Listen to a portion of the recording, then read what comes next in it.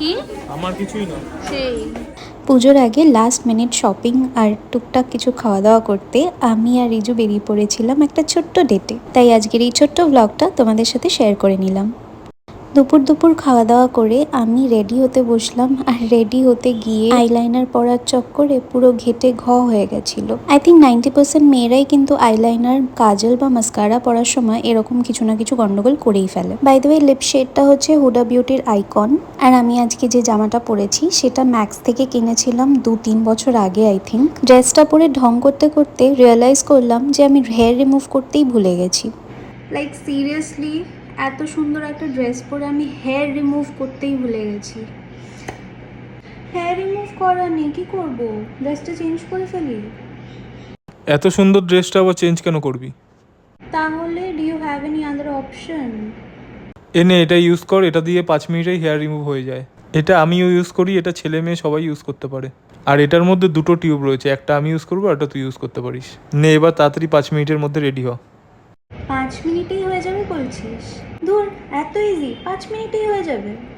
আরে এটাতে 5 মিনিটেই হেয়ার রিমুভ হয়ে যাবে, ইউজ করেই দেখ না। তাহলে এখনই ট্রাই করে দেখি। রিজুর কথা শুনে আমি এই প্রোডাক্টটা তো ট্রাই করে ফেললাম, আর surprisingly it worked so well.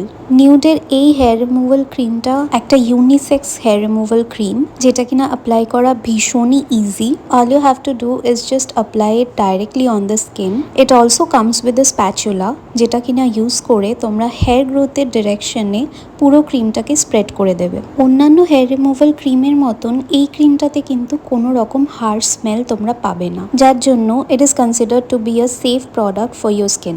5 minute ঠিক গুনে গুনে এটাকে রেখে দিতে হবে, আর তারপরে একটা ভেজা টাওয়েল নিয়ে নিতে হবে। আর এই ভেজা টাওয়েলটা দিয়ে আমি আমার হেয়ার গ্রোথের অপোজিট ডাইরেকশনে ভালো করে প্রোডাক্টটাকে ক্লিন করে নিচ্ছি। And there you see the magic. Hair তো রিমুভ হয়েছেই হয়েছে, সাথে ট্যানও রিমুভ হয়ে গেছে। কেমন গ্লো করছে দেখো। আমি হেয়ার রিমুভাল প্রোডাক্ট অনেক ইউজ করেছি, অ্যান্ড অনেস্টলি নিউডের এই হেয়ার রিমুভাল ক্রিমটা কিন্তু দারুণ কাজ করে। প্রোডাক্ট লিঙ্ক আমি ডিসক্রিপশন বক্সে দিয়ে দিচ্ছি, তোমরা চেক আউট করে নিও। হেয়ার রিমুভালের সাথে হেলদি গ্লো পাওয়ার জন্য you can definitely try this product.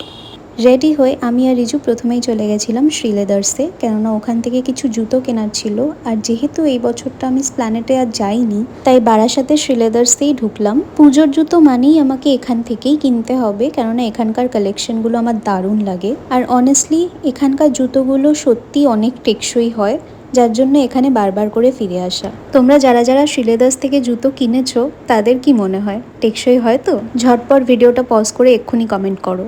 বারাসাতের এই ব্রাঞ্চটায় ভালোই কালেকশন পেলাম। দুই মায়ের জন্য আর আমার জন্য একটা জুতো কিনেছিলাম। কেনাকাটার পরে একটু পিটার ইংল্যান্ডেও গেছিলাম, কেননা রিজুর একটা জিনিস ট্রাই করার ছিল। সেখান থেকে চলে গেলাম স্ট্রেট স্টার মলে। এত খিদে পেয়ে গেছিল যে সোজা ফুড কোর্টে গিয়ে অর্ডার করে ফেললাম খাবার। প্রায় 1 যুগ পরে স্টার মলের ফুড কোর্টটাতে পা রাখলাম, তাই দেখলাম ফুড বে আর ক্যাভেন্টার্সের মতন নতুন নতুন স্টলও এখানে চলে এসছে। ক্যাভেন্টার্স থেকে আমাদের প্রিয় কিটক্যাট শেকটা অর্ডার করলাম, আর ফুড বে থেকে অর্ডার করলাম এক দারুণ ইয়ামি একটা জিনিস। এটা ছিল বেকড ফিশ অ্যান্ড চিজ, যেটা রিজু রেকমেন্ড করেছিল আমাকে খাওয়ার জন্য, যদিও রিজু নিজে কিন্তু মাছ খায় না। ফার্স্ট বাইটটা নেওয়ার পরেই আমি তো প্রেমে পড়ে গেছি এটা, সিরিয়াসলি এত ক্রিমি ছিল, আর ফিশও ভীষণ ফ্রেশ ছিল। আমরা ওদের কাছে জিজ্ঞেস করতে গেলাম যে কি মাছ এটাতে ইউজ করা হয়েছে, তো ওরা বলল এটাতে বাসা মাছ ইউজ করা হয়েছে। বাসা মাছের ফিলে দিয়ে তো ফিশ ফ্রাই বা এই ধরনের আইটেমগুলোও আগে খেয়েছি, কিন্তু এই ডিশটা কিন্তু একদম অন্যরকম ছিল, and I am glad that we tried it. আর রিজু, যে কিনা মাছ খাওয়া তো দূরের কথা, মাছের গন্ধ পর্যন্ত সহ্য করতে পারে না, ওরও নাকি এই আইটেমটা দারুণ লেগেছে। তবে ইচ্ছা রইল এখান থেকেই নেক্সট দিন চিকেন অ্যান্ড চিজটা ট্রাই করার। খাওয়া দাওয়া তো শেষ হলো, কিন্তু আমাদের কাজ এখনো শেষ হয়নি, অনেক কাজ নিয়ে বেরিয়েছিলাম।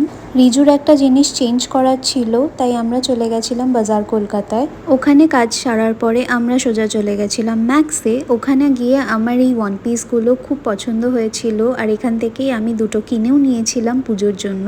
রিজুও ট্রাই করেছিল মেন্স সেকশন থেকে কিছু জামা কাপড়। আজকাল না ওর আবার এই ধরনের ওভারসাইজ শার্ট খুব ভালো লাগে পরতে, তাই এর মধ্যে থেকেই একটা সিলেক্ট করে নিল। কেনাকাটা আমাদের একদম শেষ। পুজোর জন্য একদম সর্টেড। আর বাড়ি ফিরতে না ফিরতেই দেখি আজকে বৃহস্পতিবার বলে মা একটা স্পেশাল জিনিস বানাচ্ছে, ফিশ ফিঙ্গার। ওদিকে স্টার মল থেকে আমরা চিজি ফিশ ট্রাই করে এসেছিলাম, আর বাড়ি এসেও আজকে দেখি মাছ। তবে মা কিন্তু আজকে ফিশ ফিঙ্গারটা একদম ফাটাফাটি বানিয়েছিল। ফিশ ফিঙ্গার বা ফিশ ফ্রাই এর ম্যারিনেশনটাই কিন্তু আসল। আর আজকে বাবা মাছটাও খুব ভালো এনেছিল, তাই সোনায় সোহাগা হয়ে গেছে। বাইরেটা যেমন ক্রাঞ্চি, ভেতরে ঠিক তেমনই নরম, আর মাছে একদম ভরপুর।